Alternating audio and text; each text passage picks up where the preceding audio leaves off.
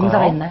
네, 이제 실제로 이제 여러분들이 병원에서 혈압을 재보시면 앉아서 측정하시는 게 원칙이시거든요. 네. 그래서 앉아서 재시는 거하고 또 뭐 누워서 재시는 거, 또 일어서서 재시는 거 이렇게 자세에 따라서 혈압을 측정해 보시면 일어설 때의 혈압 차이가 상당히 크게 벌어지는 게 있습니다. 그래서 기준상으로는 위 혈압이 한 20 정도, 아래 혈압이 10 정도 이상 벌어지게 되면 기립성 저혈압을 우리가 이제 진단을 하게 되는데요.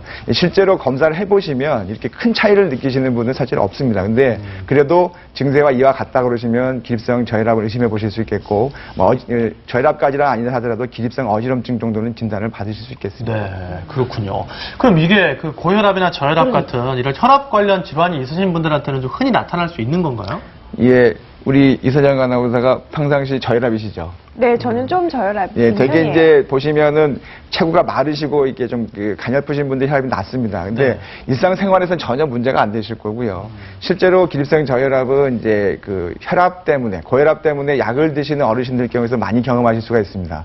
무슨 얘기냐면 약을 드시게 되니까 혈압이 내려가게 되죠. 근데 그와 더불어서 아까 말씀드린 것처럼 식후 저혈압이 동반이 되게 되시면 이 혈압이 너무 떨어지다 보니까 그로 인해서 일어서실 때 어지럼증을 느끼시는 그런 경우가 있겠고요. 고혈압약 말고도 이제 뭐 어르신들 드시는 뭐 발기부전 치료제, 그다음에 뭐 전립선 비대증 약이라든지 뭐 근육 이완제라든지 여러 가지 정신과 약물들이 이렇게 어지럼증과 관련돼서 혈압의 변화를 초래하기 때문에 네. 항상 혈압을 재시면서 너무 내려가서 내가 어지러우신 건 아닌지 꼭 확인하실 필요가 있겠습니다. 그렇군요. 근데 저는 걱정되는 게 좀 어지럼증이 심하면 그것 자체도 문제지만 넘어져서 뭐 낙상의 위험까지 있을 네. 수 있잖아요. 이게 위험한 거 아닌가요? 예, 앞에서 말씀드린 것처럼 결국은 낙상으로 인해서 골절 또는 뇌진탕 이런 것들이 문제가 되실 것 같고요. 그래서 하지만 실제로 그렇다 하더라도 이 혈압을 올리기 위해서 무슨 그 혈관을 수축시키는 약을 처방하는 경우가 그렇게 많지가 않습니다. 그래서 대부분 현재 혹시 드시는 약이 어떤 약을 드시고 계시는지 확인하는 게 먼저시겠고 뭐니 해도 예방하시는 게 중요하시기 때문에 일단 생기지 않도록 그리고 생겼을 경우에는 어떻게 대처하시는 그 방법을 아시는 게 더 중요하겠습니다. 자, 그러면 기립성 저혈압으로 인한 어지럼증 생활 속에서 어떻게 대처하면 좋을지 하나하나 좀 짚어보도록 할까요? 예, 차트에 좀 준비가 돼 있는데요.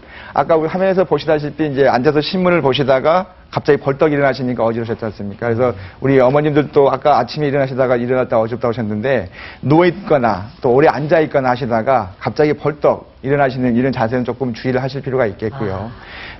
두 번째는 이제 과음과 지나친 카페인 섭취. 술 많이 드시고 나서 그 다음날 아침에 소변량이 많이 늘어나고 탈수가 되다 보시니까 저혈압이 오실 수 있기 때문에 조심하실 필요가 있겠고, 커피들 많이 드시는데 커피 자체는 이제 혈관을 수축시키기 때문에 혈압을 일시적으로 올리는 효과는 분명히 있습니다. 근데 이게 너무 지나치다 보시면 또 내성이 생기시고 오히려 이뇨 효과가 생겨서 탈수가 될 수 있기 때문에 역시 너무 지나치게 많이 드시는 건 조금 하루에 한 두세 잔 이내로 줄이시는 게 아마 필요하실 것 같고, 대신에 충분한 수분 섭취를 하시는 게 필요하겠고요.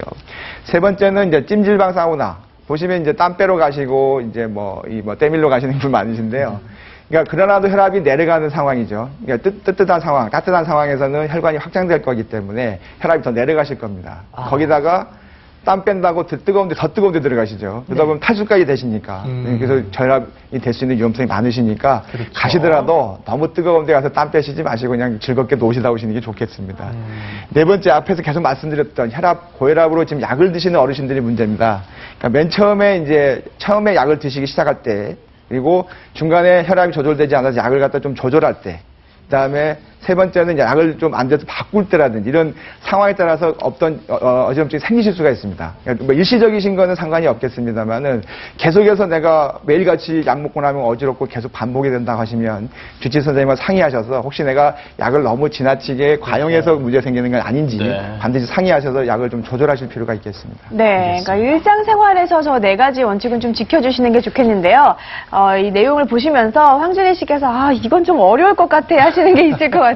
열심히 들으셨는데. 네. 제가 또 커피 매니아라서 또 네. 즐겨 먹었는데 커피를 좀 많이 줄이도록 노력하겠습니다. 네, 찜질방도 나는 찜질방에 뜨거운 데 들어가지 말라니까 저기 들어가야지 가까운 맛이 나는데. 본전 생각하시면 안 돼요. 이거 안 좋습니다. 저게 문제인데. 자, 계속해서 증상별 어지럼증의 원인 한번 좀 살펴보도록 할까요? 네. 자, 기립성 저혈압에 이어서 두 번째는요. 머리를 움직일 때마다 사방이 뱅글뱅글 돈다. 심한 어지럼증이죠. 이석증. 그렇군요. 좀 화면을 보면서 설명해 주시겠습니까? 네, 저 이석증의 특징은요. 가만히 있을 때는 괜찮습니다. 근데 이제 누워 있다가 오른쪽으로나 왼쪽